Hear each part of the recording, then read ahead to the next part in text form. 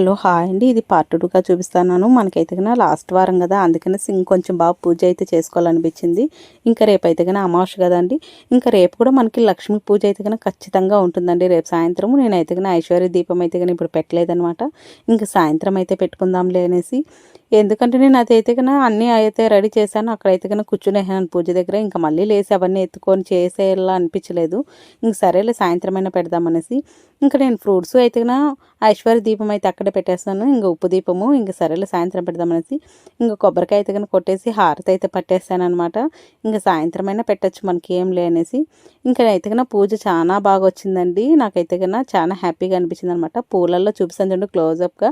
అక్కడ వినాయకుడు లక్ష్మీదేవి అయితే కన్నా ప్లేట్లు ఎప్పుడు ఉంటారనమాట. ఒకే చోట పెట్టింటాను. ఎప్పుడు పెట్టినా లక్ష్మీదేవిని వినాయకుడిని పక్కన పెట్టుకోవాలండి, అప్పుడు బాగుంటుంది. ఇంకా నేనైతే కన్నా ఫ్రూట్స్ అయితే కన్నా ఇంకా లేసిన తర్వాత అయితే కన్నా 2 అయితే కన్నా కడిగి అయితే పెట్టేస్తాను. ఇంకా సాయంత్రం అయితే కన్నా ఐశ్వర్య దీపం పెట్టి నైవేద్యం